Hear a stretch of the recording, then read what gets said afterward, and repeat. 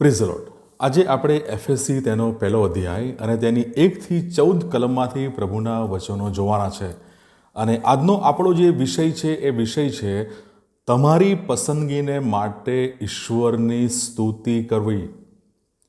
ઈશ્વરે જગતના મંડાણ અગાઉ તમને પસંદ કરીને અને તમને બચાવનાર વિશ્વાસ આપીને તારણની પહેલ, ઉદ્ધારની પહેલ એ ઈશ્વર કરે છે.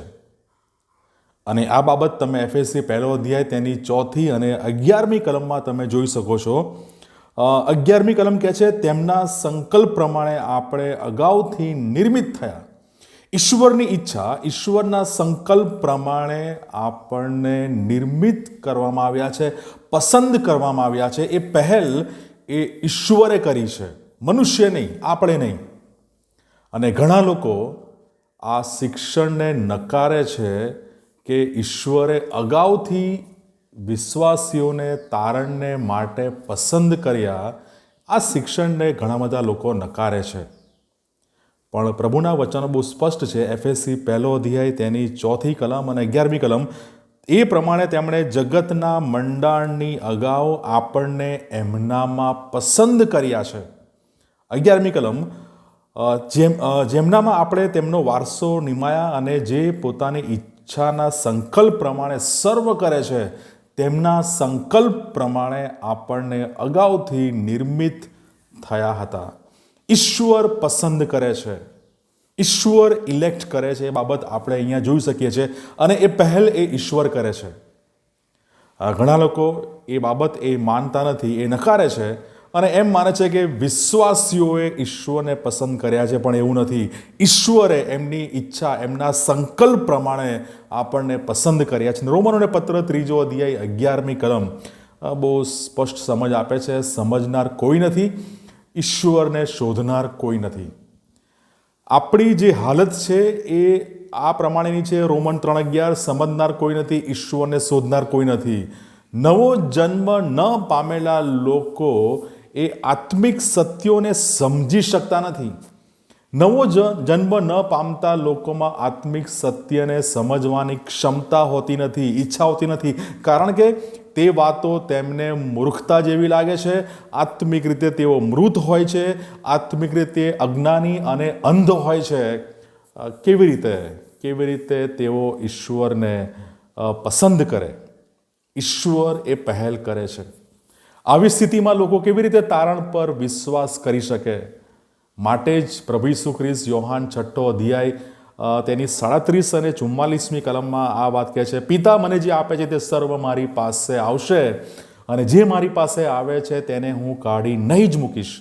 પિતા ઈસુ ખ્રિસ્તને જે આપે છે તે બધા એ પ્રભુની પાસે આવશે અને પ્રભુ તેમને કદી કાઢી નહીં મૂકે. અને બહુ સ્પષ્ટ સમજ આપણે 2 તિમોથી તેનો પહેલો અધ્યાય 9મી કલમમાં આપણે મેળવી શકીએ છીએ.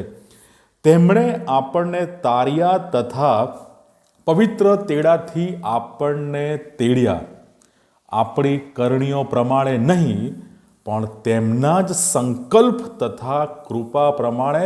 અને એ કૃપા અનાદિકાળથી ખ્રિસ્ત ઈસુમાં આપણને આપેલી હતી. બહુ સ્પષ્ટ સમજ આપણને આપે છે કે તેમણે આપણને તાર્યા અને પવિત્ર તેડાથી આપણને તેડ્યા. તેમણે તાર્યા અને તેમણે આપણને તેડ્યા. અને એ બાબત આપણી કરણીઓ પ્રમાણે નહીં, પણ તેમના જ સંકલ્પ અને તેમની કૃપા પ્રમાણે. અને એ કૃપા અનાદિકાળથી ખ્રિસ્ત ઈસુમાં આપવામાં આવેલી હતી. તો આપણને જ્યારે ઈશ્વરના સંકલ્પ અને ઈરાદા, ઈચ્છા પ્રમાણે તેડવામાં આવ્યા છે, પસંદ કરવામાં આવ્યા છે, તારવામાં આવ્યા છે, તો શા માટે આપણે આનંદ ન કરવો જોઈએ? આપણી પાસે આનંદ કરવાના પર્યાપ્ત કારણો છે. સૌથી પહેલું કારણ, ઈશ્વરે એ પહેલ કરે છે, ઈશ્વરે પસંદ કરે છે. માટે આપણે એ પસંદગીને માટે આનંદ કરવો જોઈએ. અને એફએસસીનો પત્ર તેનો 2 અધ્યાય 4 થી 9 કલમ તમે વાંચજો. બહુ અજબ બાબતો આપણને જાણવા મળે છે. તેમણે આપણા પર પ્રેમ રાખ્યો છે અને ખ્રિસ્તની સાથે આપણને સજીવન કર્યા છે અને તેમની સાથે આપણને ઉઠાડ્યા છે અને સ્વર્ગીય સ્થાનોમાં તેમની સાથે બેસાડ્યા છે. અને 7મી કલમ, જેથી આપણા પરની તેમની દયાને લીધે તે આવતા યુગોમાં ખ્રિસ્ત ઈસુમાં પોતાની કૃપાની અતિ ઘણી સંપત્તિ બતાવે. અને 8મી કલમ, કેમ કે તમે કૃપાથી વિશ્વાસ દ્વારા તારણ પામેલા છો અને તે તમારાથી નથી, એ તો ઈશ્વરનું દાન છે. આ બધી બાબતોને માટે આપણે ઈશ્વરની સ્તુતિ કરવી જોઈએ. આ આત્મિક આશીર્વાદોને માટે આપણે ઈશ્વરની સ્તુતિ કરવી જોઈએ.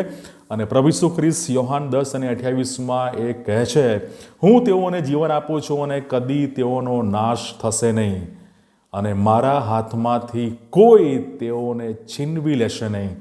માટે આપણે ઈશ્વરની સ્તુતિ કરવી જોઈએ.